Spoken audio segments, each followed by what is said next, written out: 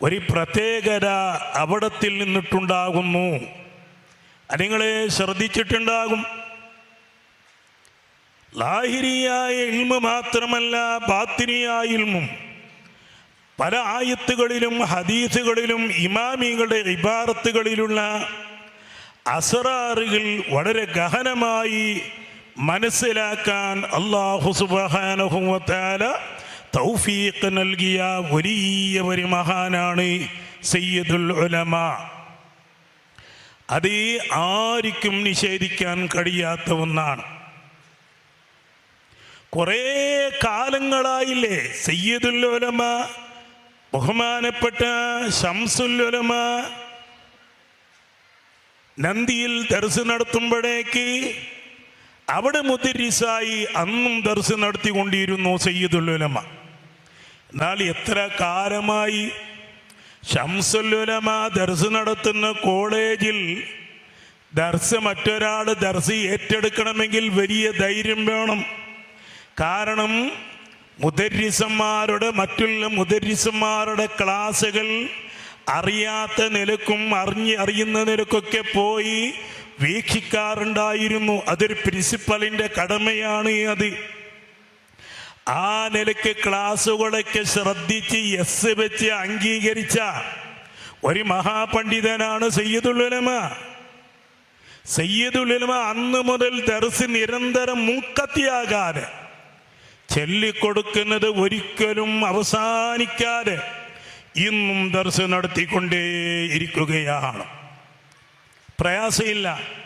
ചില ആൾക്ക് കിതാബ് ചൊല്ലിക്കൊടുക്കണമെങ്കിൽ നാളത്തെ കിതാബ് ഇന്ന് രാത്രി മുഴുവനും ഉറക്കം ഒടിഞ്ഞ് 12 മണിവരേക്ക് ഇരുന്ന് നോക്കിയിട്ടാകണം. പക്ഷെ സയ്യിദുൽ ഉലമാക്ക് അങ്ങനെയാണെങ്കിൽ ഇത്ര കോളേജിൽ ദർസ് നടത്താൻ പ്രയാസമാകും. സയ്യിദുൽ ഉലമ ഇല്ല, പോകുന്നേ ഏതാ കിതാബ് മറിക്ക് അങ്ങോട്ട് ചൊല്ലി കൊടുക്കും. അതിന് മുന്നൊന്നും മുത്താര അങ്ങനെ ചെയ്യാൻ സമയവുമില്ല, ഇനി മുത്താര ചെയ്യേണ്ടതുമില്ല. കാരണം എല്ലാം അല്ലാഹു തആല ഹൃദയത്തിൽ അല്ലാഹു നിക്ഷേപിച്ചു കൊടുത്തിട്ടുണ്ട്. വലിയ വലിയ കിതാബ് ജമ്മുൽ ജവാമിയാണ്, തുഹ്ഫ പോലത്തെ കിതാബുകളൊക്കെ കൊണ്ടുവന്ന് മുത്താലിങ്ങൾ ഇരുന്നാൽ അത്ര പെട്ടെന്നൊന്നും ചൊല്ലി കൊടുക്കാൻ കഴിയില്ല. പല മുദരിസന്മാര് രാത്രിയോട് നോക്കി വെച്ചിട്ട് പിറ്റേന്ന് ചൊല്ലി കൊടുക്കുന്നു. പക്ഷേ മഹാനായ സയ്യിദുൽ ഉലമാക്ക് അതിൻ്റെ ഒരു ആവശ്യവുമില്ല. ഇപ്പുറത്ത് ഇബാറത്ത് വായിക്കുമ്പോൾ അതിൻ്റെ അങ്ങോട്ടും ഇങ്ങോട്ടുള്ള ഇബാറത്തുകൾ വായിക്കാനും ഇബാറത്തുകൾ ഹല്ലടിക്കാൻ ഏറ്റവും പ്രാപ്തിയുള്ള സയ്യിദുൽ ഉലമ. ഇമാമിങ്ങളുടെ ഇബാറത്തുകളെ ഹല്ലടിക്കുന്നത് ഒരു പുതിയ മോഡലിലായിട്ട് നല്ല രീതിയിലായിട്ട് കൊണ്ടുവന്നത് തന്നെ ആരാണ്? നവവി ഇമാം റളിയല്ലാഹു തആല അൻഹുവാണ്. അതിൻ്റെ ശേഷമാണ് പിന്നെയാണ് നല്ലൊരു രീതിയിൽ മാറി. മുമ്പ് പലരും ചെയ്തിട്ടുണ്ട്. പക്ഷെ നവവി ഇമാം ഒരു പ്രത്യേകമായ രൂപം.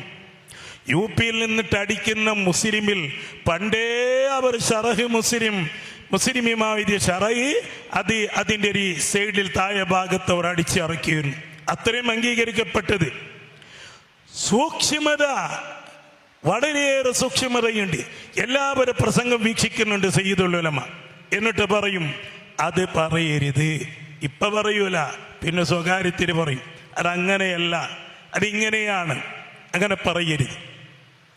മിനാനാട് ഒരു സ്ഥലത്ത് ഖാദിയാകാൻ വേണ്ടി നാട്ടിലെ ഖത്തീബും പിന്നെ കുറച്ച് ആൾക്കാരും വന്നിട്ട് അവർ ഡേറ്റ് ഒരു പ്രാവശ്യം കൊടുത്തത് അന്ന് ആവൂല എന്ന് പറഞ്ഞു. രണ്ടാമത് ഡേറ്റിന് വന്നിട്ട് അവരിങ്ങനെന്തോ സംശയിക്കുമ്പോൾ സയ്യിദുൽ പറഞ്ഞെന്താ, ഞാൻ പറഞ്ഞ ഡേറ്റിൽ നിങ്ങൾക്ക് എന്നെ ഖാദിയാക്കാൻ പറ്റുമെങ്കിൽ ആയിക്കോ, അല്ലെങ്കിൽ വേറെ ആളെ നോക്കോ, വേറെ ആളെ നോക്കോ. കാരണം അങ്ങനെ ആകണമെന്നുള്ള പൂതി ആർക്കില്ല, സയ്യിദുൽ ഉലമാക്കില്ല. ഇന്നെന്നെ എന്നോട് ഈ പറങ്കിപ്പേട്ടയിലെ ഖത്തീബ് എന്നോട് പറഞ്ഞു, സയ്യിദുൽ ഉലമ ഭക്ഷണം കഴിക്കുമ്പോൾ ഒരാൾ വന്നപ്പോൾ അയാൾ കൂടെ മറ്റൊരാളുണ്ട്. ആ വീട്ടിൻ്റെ ഉടമസ്ഥനോട് ചോദിച്ചു, ഈ ഉസ്താദിൻ്റെ കൂടെ മൊയ്ലാരോട് വേറൊരാളുണ്ട്, അയാളെ ഞാൻ ക്ഷണിക്കട്ടെയോ? സയ്യിദുൽ ഉലമാന്റെ കൂടെ സയ്യിദുൽ ഉലമ ചോദിക്കാതെ ഒന്നല്ല 10 പേരെ വിളിച്ചാലും വീട്ടുകാർക്ക് സന്തോഷമേ ഉണ്ടാകും.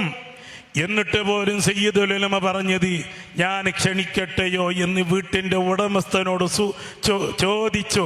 അത്രയും സൂക്ഷ്മത പുലർത്തുന്ന ആളാണ് ബഹുമാനപ്പെട്ട സയ്യിദുൽ ഉലമ. നവവി ഇമാം റളിയല്ലാഹു തആല അൻഹു, നവവി ഇമാമിനെ കുറിച്ച് ഒരു കിതാബ് തന്നെ സുയൂത്തി ഇമാം തങ്ങൾ എഴുതി. മിൻഹാജുസ് സവി ഫീ തർജിമത്തിൽ ഇമാമിൻ നവവി. അതിലൊരു സ്ഥലത്ത് പറയുകയാണ്, നവവി ഇമാം പറഞ്ഞു, മാ വലഅതു ജംബി അലാ ഫിറാശി സനതൈൻ. എൻ്റെ വാപ്പ എന്നെ ദർസിൽ കൊണ്ടുപോയി വിട്ട ആ 2 കൊല്ലം ഞാൻ ഉറങ്ങിട്ടേയില്ല. നല്ലോണം ഉറക്കം വരുമ്പോൾ ഇങ്ങനെ മതിലേക്ക് കുറച്ച് ചാരിട്ട് ലേശം ഉറങ്ങും, അല്ലാതെ വിരിപ്പിൽ എൻ്റെ പാർശ്വം വെച്ചിട്ടില്ല. ആ നവവി ഇമാം റഹ്മത്തുള്ളാഹി അലൈഹി തങ്ങൾ തൻ്റെ ശിഷ്യനായ അത്താറിനോട് പറഞ്ഞു, മരണപ്പെടുന്നതിന് മുമ്പ് താൻ മരിക്കുമെന്ന് ഉറപ്പായി. അപ്പ പറഞ്ഞു, ഈ കിതാബിലുള്ളതാണ് മിൻഹാജുസ് സവിയിൽ. അത്താറെ, ഞാനുണ്ടാക്കിയ കിതാബുൽ കുറേ ഇവിടെയുണ്ട്, അതിൽ ഇന്ന ഗ്രന്ഥങ്ങളെല്ലാം ആ ഖുറാസുകളെല്ലാം ഒന്ന് മായ്ച്ചു കളയണം, അല്ലെങ്കിൽ കരിച്ചു കളയണം എന്ന്. അത്താർ റളിയല്ലാഹു അൻഹു മിണ്ടാതെ നിന്നു. ഉസ്താദ് എഴുതിയ ഗ്രന്ഥങ്ങൾ മുഴുവനും അമൂല്യമാണ്, എന്തിനാണ് അതിനെ കരിക്കേണ്ടത്, കഴുകിക്കളയേണ്ടത്? അത്താറി അത് നശിപ്പിക്കൂല എന്നറിഞ്ഞപ്പോഴേക്ക് അത് മനസ്സിലാക്കിയ നബി പറഞ്ഞു, നീ അത് കഴുകിക്കളഞ്ഞില്ല, കരിച്ചു കളഞ്ഞില്ല എങ്കിൽ ഞാൻ എനിക്ക് ദുആ ഇറക്കും എന്ന് പറഞ്ഞു. അത് കേടായ ദുആ ഇരിക്കും.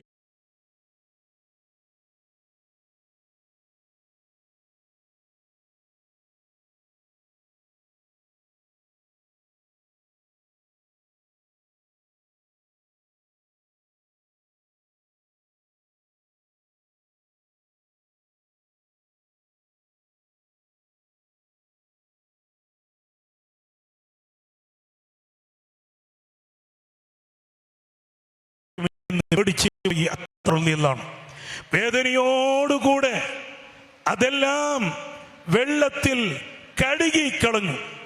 എന്നിട്ട് ഉസ്താദിനോട് പറഞ്ഞു, എല്ലാം ഞാനത് കഴുകിക്കളഞ്ഞു എന്ന്. എന്നാൽ ഞാനത് വെറുതെ പറഞ്ഞതല്ലാത്താറെ, ഞാൻ കിതാബ് ഉണ്ടാക്കിയതല്ലാതെ രണ്ടാമത് നോക്കിയിട്ട് തെറ്റ് തിരുത്താൻ എന്നെ കൊണ്ട് സമയം കിട്ടിയിട്ടില്ല, തഹദീബ് ചെയ്തിട്ടില്ല, അഡിറ്റ് ചെയ്തിട്ടില്ല. ഞാൻ അതിൽ എന്തെങ്കിലും ഒരു തെറ്റ് ആ കിതാബിൽ ബാക്കിയായി പോയാൽ ഖിയാമത്ത് വരേക്കുള്ള ജനങ്ങൾ അതിന് ദീനായിട്ട്, അതിന് ഇസ്ലാമായിട്ട്, ഒരു ഫിഖ് ആയിട്ട് അംഗീകരിക്കും. അതിൻ്റെ കുറ്റം മുഴുവനും എൻ്റെ തലയിലുണ്ടാകും. ഇങ്ങനെ സൂക്ഷ്മത പുലർത്തിയ നവവി ഇമാം റഹ്മത്തുള്ളാഹി അലൈഹി, അങ്ങനെയുള്ള പണ്ഡിതന്മാർ വളരെ സൂക്ഷ്മത ഉള്ളവർ ഇന്നും ഉണ്ട്. ഞങ്ങളൊക്കെ ചില വിഷയങ്ങളൊക്കെ പറയുമ്പോൾ സയ്യിദുൽ ഉലമ പറയാറുണ്ട്, പലരോടും അങ്ങനെ പ്രസംഗിക്കരുത്, അങ്ങനെ പറയരുത്. ആ പറഞ്ഞതിൽ പിന്നെയാണ് അതിൻ്റെ സത്യം നമുക്ക് പുലരുന്നത്. സയ്യിദുൽ ഉലമാക്ക് നിഗൂഢമായ അറിവുകളുണ്ട്, ആഴത്തിലുള്ള അറിവുകളുണ്ട്. ഈ കാണുന്ന അറിവ് മാത്രമല്ല, ധാരാളം ഞങ്ങൾ മനസ്സിലാക്കിയതിനേക്കാൾ അപ്പുറമുള്ള ഇൽമ് മാലൂമാത്തുകൾ മഹാനവകൾക്കുണ്ട്. ഞാനിത് വെറുതെ പറയുകയല്ല.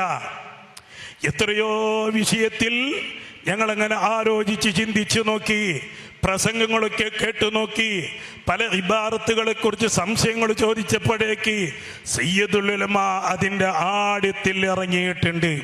കാരണം അത് ശംസുൽ ഉലമയുടെ ശിഷ്യനാണ്. അത് ശംസുൽ ഉലമയോട് നേരിട്ട് പഠിച്ച ആളാണത്. ശംസുൽ ഉലമാന്റെ പ്രിയപ്പെട്ട ശിഷ്യൻ, ശംസുൽ ഉലമയിൽ നിന്നിട്ട് പഠിച്ച ആള്. ആ ഒരു ബർക്കത്ത്, പ്രത്യേകത ബഹുമാനപ്പെട്ട സയ്യിദുൽ ഉലമാക്ക് ഉണ്ട്.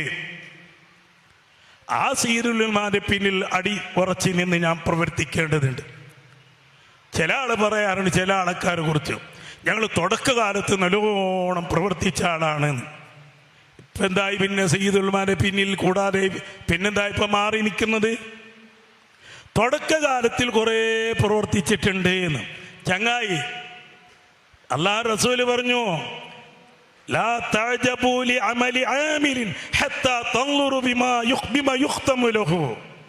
ഒരാളെ അമല് കണ്ടിട്ട് നിങ്ങൾ അത്ഭുതപ്പെടേണ്ട, അവൻ അന്ത്യം എങ്ങനെയാണ് എന്നുള്ളത് നിങ്ങൾ ചിന്തിക്കണം. എങ്ങനെ അന്ത്യം കുറിക്കപ്പെടുന്നു?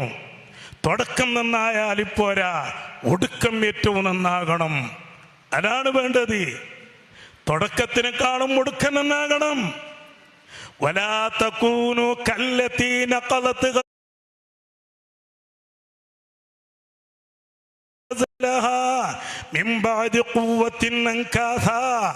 മക്കാ രാജ്യത്തിൽ ബിരാന്തത്തി പെണ്ണുണ്ടായിരുന്നു. ആ പെണ്ണിന്റെ എന്താ സ്വഭാവം? ഉച്ചവരേക്കും അവല് നൂല് പിരിച്ചെടുക്കും. വളരെ ഭംഗിയായി നൂല് പിരിച്ചെടുക്കും, കഷ്ടപ്പെട്ടിട്ട്.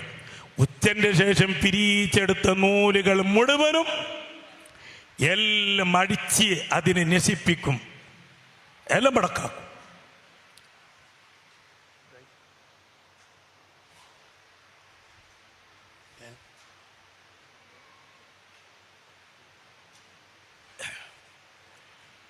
അങ്ങനെയാക്കും, അതിനെ നശിപ്പിക്കും. ഉച്ചവരേക്ക് നല്ലതുപോലെ അങ്ങനെ കഷ്ടപ്പെട്ടിട്ടുണ്ടാക്കും. പിന്നെ എന്താക്കും? അതിനെല്ലാം നശിപ്പിക്കും.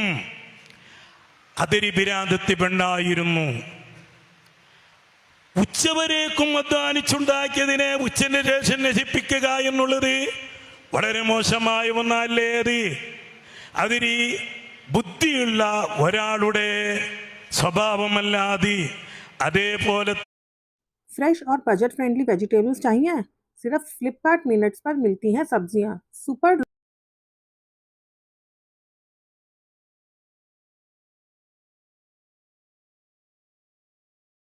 പിന്നെ സമസ്തയിൽ നിന്ന് മാറി നിന്നു.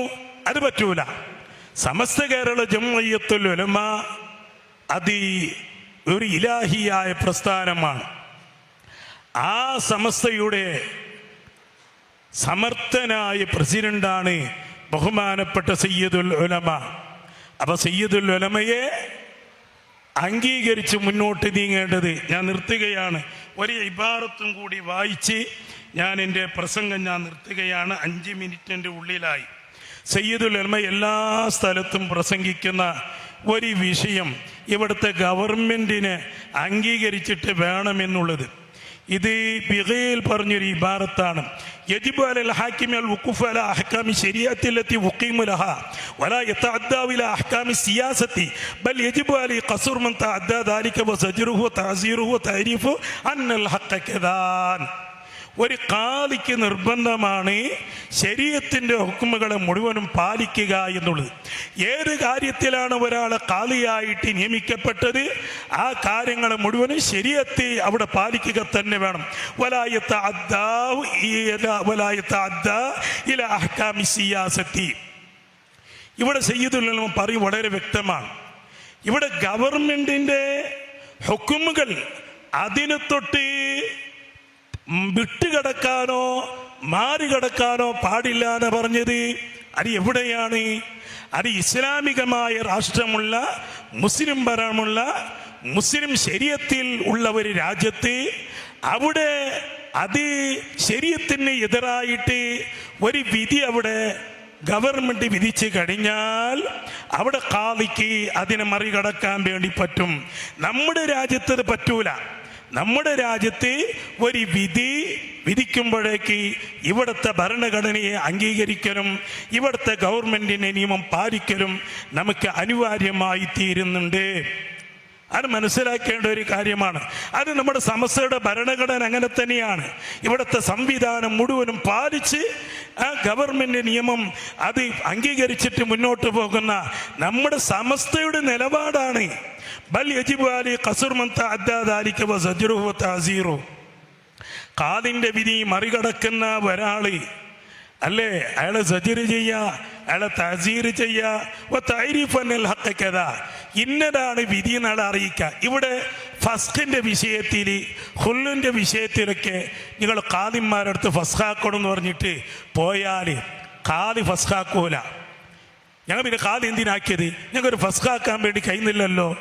ഖാദി ആയിരിക്കും ഇത് ഈ ഫസ്ഖിന്റെ വിഷയം അത് ഇന്ന് കോടതി മുഖേന തന്നെയാണ് ഫസ്ഖാക്കേണ്ടത്. കോടതി ഫസ്കാക്കും. അവിടെ ഫസ്കാക്കി കഴിഞ്ഞാൽ ഒരു വക്കീലിനെ പിടിച്ച് ഫസ്കാക്കി കഴിഞ്ഞാൽ പിന്നെ 90 ദിവസം കഴിഞ്ഞിട്ട് 91 കാദിയാരെ മുമ്പിൽ വന്നാൽ ശറൈൻ്റെ നിയമപ്രകാരം സഹിയാകാനുള്ള വഴി കാദിയാർ സ്വീകരിക്കും. എന്നല്ലാതെ ഫസ്ഖി നേരിട്ടൊരു കാദിക്ക് അത് ചെയ്യാൻ വേണ്ടി പറ്റുന്നില്ല. ഇങ്ങനെയുള്ള നിയമങ്ങളൊക്കെ വളരെയുണ്ട്. പിന്നെ ഇവിടെ ഒരു കാര്യം ഞാൻ നിർത്തുകയാണ്. ഇവിടെ ലറൂറത്തിൻ്റെ കാദി എന്ന് പറഞ്ഞിട്ട് ചിലരും പരിഹസിക്കാൻ വേണ്ടി തുടങ്ങിയിട്ടുണ്ട്, തമാശയാക്കാൻ. അത് ലറൂറത്തിൻ്റെ കാദിയാണ് എന്ന്. القاضي المتعين للقضاء سواء كان مجتهدا مطلقا مقلدا لا ينعزل بعزله نفسه ولا بعزل والله لأنه إذا لم يوجد مجتهد وجب نسب مقلد. ഒരു മുജ്തഹിദായ ഇമാമ് അതിന് എത്തിക്കപ്പെട്ടില്ല എന്ന് കണ്ടെങ്കിൽ ഇപ്പൊ മുജ്തഹിദായ ഇമാമില്ല, ഒരു മുഖല്ലിദായ ഒരാളെ ഖാദിയായിട്ട് നിയോഗിക്കൽ നിർബന്ധമാണ്. ലറൂറത്തിനെ മാനെ ചങ്ങായിക്ക് അറിഞ്ഞിട്ടില്ല. ലറൂറത്ത് എന്ന് പറഞ്ഞാൽ ചങ്ങായി നീ പണ്ട് പഠിച്ച ബുദ്ധിമുട്ട് എന്നല്ല അതിൻ്റെ അർത്ഥം.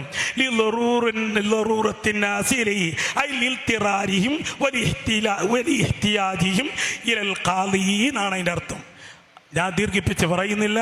അല്ലാഹു സുബ്ഹാനഹു വ തആല നമുക്ക് നല്ലത് മനസ്സിലാക്കാനും സമസ്തയിൽ അടിവറച്ചു നിന്ന് പ്രവർത്തിക്കാനും സയ്യിദുൽ ഉലമാക്ക് ശക്തി നുകർന്ന് സയ്യിദുൽ ഉലമയോട് കൂടി നിന്ന് പ്രവർത്തിക്കാനും അല്ലാഹു തആല തൗഫീഖ് നൽകട്ടെ എന്ന് പ്രാർത്ഥിച്ച് എൻ്റെ സംസാരം ഞാൻ നിർത്തുന്നു. അസ്സലാമു അലൈക്കും.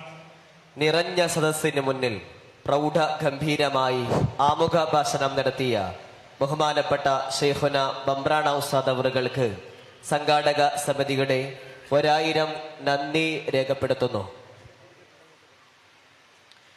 സദസ്സ് ഒന്നടങ്കം കാതോർത്ത് കാത്തിരുന്ന ചരിത്ര നിമിഷമിതാ സമാഗതമാവുകയാണ്.